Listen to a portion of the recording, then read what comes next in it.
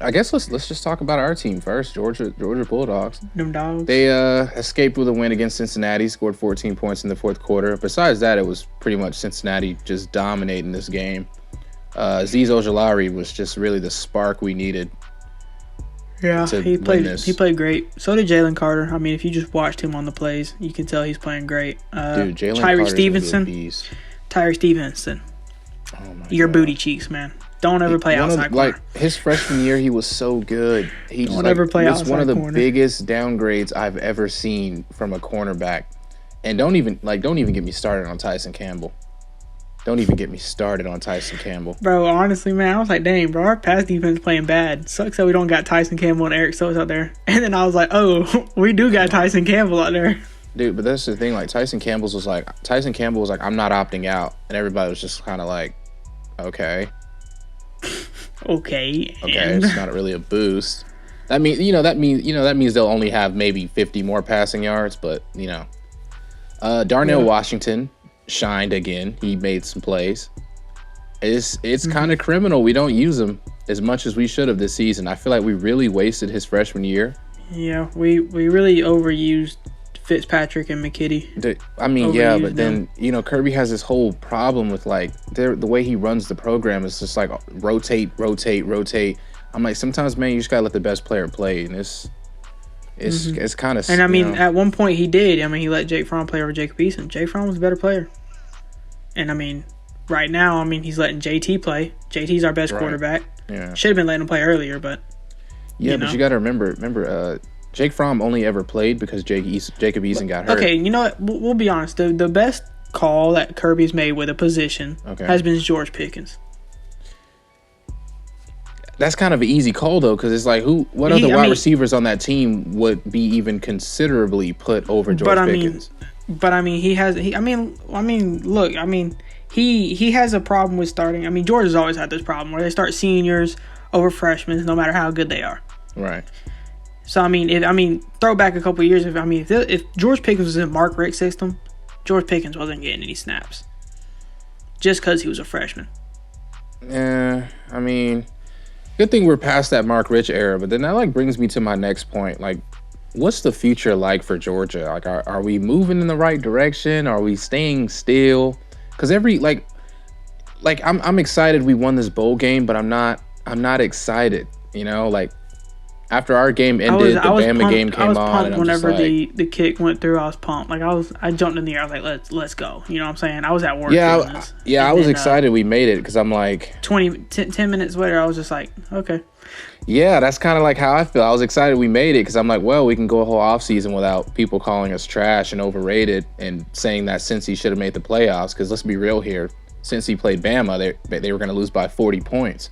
But it's like, I just don't like when we went to the championship in Kirby's second year. I feel like even though we lost, I was excited because one, we shouldn't have lost. Two, because we had a great team and it looked like Kirby was moving the program in the right direction. Because I never expected Georgia to ever even make the playoffs. Like, that was the type of fan I was. I never expected Georgia to even hit those heights. You know what I mean? Like, I never saw Georgia there, and then we made it, and I'm like, well, we're not probably going to win the game, beat Oklahoma. I'm like, okay, well, we're not going to win the championship. We should have won that, but we've just downgraded ever since. And I don't really, I'm happy. Like, I was talking to one of our listeners, and he was saying, I'm excited for next season because he's like, I'd bet on us winning a championship. And I'm like, I want to do that. But after today, it just feels like the hype I had for next season has gone down a bit. Although I'm still excited to see what we do. I mean, we got George Pickens with his senior year coming up, but I just don't feel that excitement.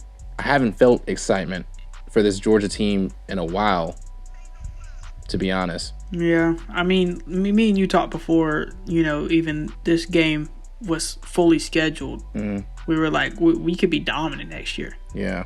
And then we were praying that we got Cincinnati because we thought we would dog them. But I mean, as you can see, we only beat them by 3 points. We should only beat them by 1. We got a safety at the end. So I mean, right. we used to go into these seasons happy. Like, even the championship season that we should have won, the national championship. Yeah. I was more excited about the next year. Yeah, I was excited about next year because I'm like, I was like, we got all these recruits. Even though Georgia has good coaches, they deal with things wrong. So look, I'm just going to go ahead and say it. The problem with Georgia, coaching. Yeah, and it's Kirby Smart. I know we won the game, right? But dude, it was 4th and 3. And we punted with under 3 minutes to go, and we punted the ball. Now, don't get me wrong; it turned out to be the right call because we won the game. But, dude, any other team would have probably went. Any other team with a competent offense, that is just not a smart. Because, dude, it was a 3rd and 2. You know what I'm saying? It was Tyreek Stevenson came up clutch. He had the pass deflection. You know, he got beat, but he was able to come back and make a play. But it's like, that was just it was terrible clock management by Kirby Smart, but even terrible there was clock management by Cincinnati. There was one point on our field goal drive. I think it was Jermaine Burton. He was overthrown or something. Yep. I was listening to it at that point. I couldn't see it. But and then there was, I think it was the drive before that. It was Jermaine Burton again. He was like underthrown or overthrown, or it might have been the same drive. I can't really remember. I was listening to it. Yeah, and that's another thing I wanted to point out. Like, don't get me wrong, JT Daniels is a great quarterback. He has a good arm. He's brought a lot of stuff to Georgia, but there are issues. And if you pretend like you don't see it, then you'll be disappointed when he makes mistakes. Yeah. You know, if you pretend like he's this like untouchable guy, then you'll be disappointed when he makes mistakes. I've seen it. You notice out of all the deep balls he's thrown, the ones where the ball doesn't drop in the end zone, most of these guys have to stop to make the catch. His deep ball accuracy is very questionable. Yeah, he has the arm. Like when you see Justin Fields drop back to throw a deep ball, these guys have 5 yards. They've got the leading room. They catch it, they're gone. Mac Jones, deep ball, he catches it, he's gone. You know what I'm saying? JT Daniels, his deep ball accuracy is kind of questionable. Yeah, and that's the thing. That was a plus with Jamie Newman, bringing Jamie Newman up. Mm-hmm. Jamie Newman had that deep ball accuracy. I'm not saying Jamie Newman's better. I'm just saying, that's what we would have dealt with if Jamie Newman hadn't opted out. But I mean, JT Daniels, you can't overlook it. He has his struggles, but at the end of the day, he's a great quarterback. At the end of the day, he's a great quarterback. It's just he has things to work on. I mean, he's like every other college athlete. Yeah, exactly. And like this offseason, like he's just got to work on a lot because JT Daniels could turn into a Heisman winning quarterback. He's just got a lot to work on. He has the talent. He's got that speed guy in Arian Smith. He's got potentially coaching. Next season's best wide receiver in the nation in George Pickens. And he's got running backs that can allow him to use the RPO in ways that other teams wouldn't be able to do, cough, cough, Florida. So it's like, and then, like I said, he's got that big target in Darnell Washington who's going to get way more targets next season. That was another thing I did see. Never know. We kept throwing screen passes. Only one of them honestly turned out good. Yeah. And I don't understand why. I mean, if you look back at the game, a lot of our good plays were like post routes and all that. Shots down the middle, medium and long range. Those were our good plays. Yeah, he may not have hit them correctly, like with the Jermaine Burton plays, but those were our best plays. I mean, those players were wide open. So, I mean, I don't understand why we go from that to throwing a screen pass where we're getting possibly negative yards or 3 yards. Yeah, out of every game this season, this was definitely the worst game that Todd Monken's called. Yeah. The play calling was pretty much atrocious until the fourth quarter. I think he lost confidence in JT Daniels' accuracy for the deep ball a little bit. I think that first interception maybe got. I just don't know because the play calling was a little bad before that. But I don't see a reason for him to lose confidence in JT Daniels' like accuracy. Yeah, I mean, because I said, the deep ball is one of the best things we have on the team that we didn't have for the last 2 years. And it looks like we didn't have it this game. But I mean, we had one solid good catch with George Pickens. I mean, we had a lot of plays. I mean, Arian Smith. He had one. Don't forget that Arian Smith. Yeah, he had one. But it was more of like we would throw a medium pass to like Darnell Washington or someone like that, and they'd get a little bit more yards after. I mean, Darnell Washington, he was going off this game. Don't let George Pickens' stats fool you that he was the best target. I mean, Darnell Washington, that man was carrying folks around. He was, dude, like that one catch. He had like that 38-yard catch where I'm talking, dudes just can't tackle this guy. I'm like, we've got to incorporate. He can block. He's got some speed, and he can't be tackled. He's 6'7". There was only one person that was really able to tackle him. It was that dude that hit him in the leg. That's the only time he's ever really been tackled. And he could have broken that. I'm telling you, like, this man's gonna hit the weight room. He's a freshman. He's about to be a sophomore. This man is 6'. He is built Darnell like Washington. LeBron.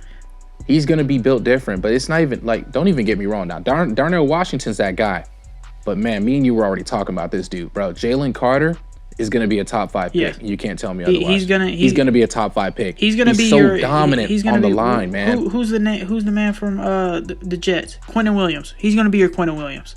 He's dominant.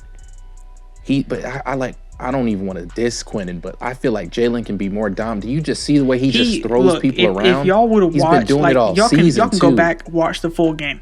Watch Jalen Carter just in the first half. Number Jalen 77 could every play. Number 77 was holding this man, and Jalen Carter slung him off him. And then a couple players later, man suplexed the running back. And it didn't get called Dude, Jalen Carter is going to be a beast, man. I cannot wait to see him get 10 sacks. He's going to be that guy, man. I'm telling you. Azeez is a beast. I mean, this was probably our year with our probably best potential at the defensive line. But obviously some of these guys leaving, with Azeez leaving, Jordan Davis leaving. Oh, my God. Azeez, dude. And I saw a comment. Somebody was like, good thing Azeez didn't opt out because this game raised his draft stock. He could go first round now. He was probably like a mid-second round, late second rounder.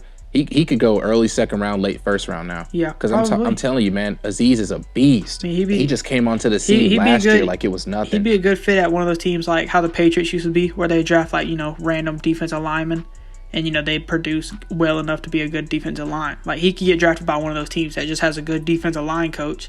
Turns out that he's above average starter in the NFL, and possibly better. Can't wait to see what he do. And then we got Adam Anderson returning. Oh, Anderson! I'm excited.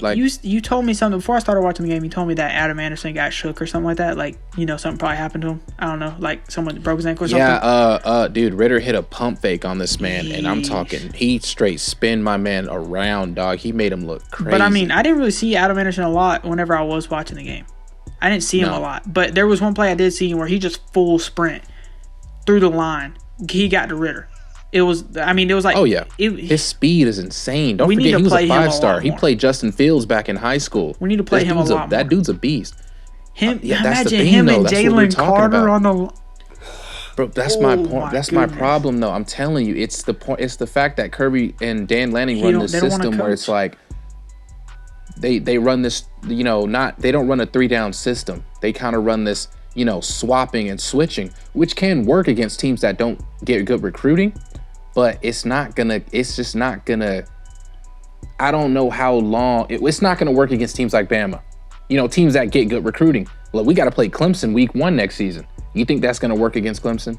No. You know what I'm saying? Like we have a better chance that T-Law is gonna be gone, but it's not gonna work. Yeah, but DJ's still that dude. Dabo Swinney's still that coach. It's not gonna work against teams like Bama and teams that get good recruiting. Right. And it's also not going to work on these teams that play the hurry-up offense because they're used to moving fast. So if they see you switching out dudes, they're going to be like, we tiring them out. And they're going to be like, but we not tired because we used to this. You know what I'm saying? But, I mean, at the end of the day, we just need to figure out how we need to play our players. So far, it's been working. Not as well as it used to. Our defense kind of took a little down year this year. I mean, our defense is great this year. Don't get me wrong, but it's not how it's not how it used to be. It was that Alabama game. The Alabama that really game just kind of shook everything up for this Georgia team. It shook everything up completely. It just I don't know what happened, but that is. I mean, what do you mean? What do I mean? What happened? It's Bama. It's Bama. They're gonna walk into your stadium, or you're gonna come to their stadium. They're gonna snatch your defense's soul, and they're gonna leave. It's just that. It's pretty much that simple. They should also start calling Bama Death Valley. Defensive Death Valley. Pretty much, because it ain't whose stadium's Death Valley? It's LSU and Clemson. I thought okay, just making sure it wasn't Auburn because I was like, oh, Death Valley. More like Dove Valley. Valley. Like Georgia, we don't want to. I don't want to sleep on. Let's not pretend like Cincinnati, because Cincinnati definitely surprised me this game. Their defense is world class, man. Yeah. If they can find a way to pull in some recruits, Cincinnati is a threat. Yeah, Cincinnati. And I mean a threat. They had pretty good, that wide receiver number 12 named Pierce. He's really good. He kind of surprised me, especially throughout the season. I mean, he didn't play a lot, but he was their deep ball guy. Desmond Ridder, he really surprised me, especially like the way you talked about him on the last podcast, how you were like, he has 2,000 yards. You weren't dissing him or anything like that. But it more sounded like, to me, it was like, okay, they don't throw the ball like that. And I mean, they do sort of run read options and all that. But I mean, that man, he can throw the ball. Yeah, well, they didn't have him throwing the ball. He had 24 completions, but only 200 receiving yards. I told you there's a reason why they were averaging 40 points, and this man only had 2,000 passing yards. I feel like it's because they like those little comeback routes that they were throwing. They threw a lot of those. And I mean, it was tearing Tyreek Stevenson up. That man can't cover a curl route to save his life. I mean, he can't cover any route. Doesn't matter now. And I'm not talking about Stevenson and Campbell. So I'm surprised that they didn't come out at halftime and just start launching the ball, because who's gonna stop him? Who? Scene can't cover. Scene's too busy trying to hit people, bro. Scene's too busy trying to lay somebody out. That's why everybody's talking about he's getting all these hits. Man, he's trying to truck people. He's trying to hit stick. He doesn't even care about playing coverage. Look, I'm not even gonna lie. First time I played Lewis Scene, he's like the first time I played NHL. When you try to just go around and hit people, that's exactly what it is. That is Lewis Scene's career so far. When you just go around trying to hit people and start a fight, that's legit Lewis Scene's career. No matter where you are on the, you're pressing up on the right stick. Stick checking them at the line. You're pressing up on the right stick the whole game. You just going around and even on Madden, like whenever you hit stick but you don't hit nobody. Yeah, and no matter does what, that you animation, always hit stick. Come on, man! Like you can't tell me that's not Lewis Scene right now. That's Lewis Scene. And then it was funny because you were telling me Smith was a beast. He's good. I mean, I wasn't saying he's a beast, but he he's tried to catch good. a pick rather than that one pass deflection. Yeah, the one I told you where he should. I mean, you said Tyreek Stevenson should have played better defense, which is facts. Yes, man. But I mean, if Smith would have paid attention and just hit the man, it'd have been an incomplete pass. He should have channeled his inner Lewis Scene there. Dude, we went from talking to Cincinnati to somehow bouncing right back to Georgia. Georgia needs to work on their pass defense. Yeah, please. We've been getting exposed all season, pretty much. But no, Cincinnati's a great team. We underrated them.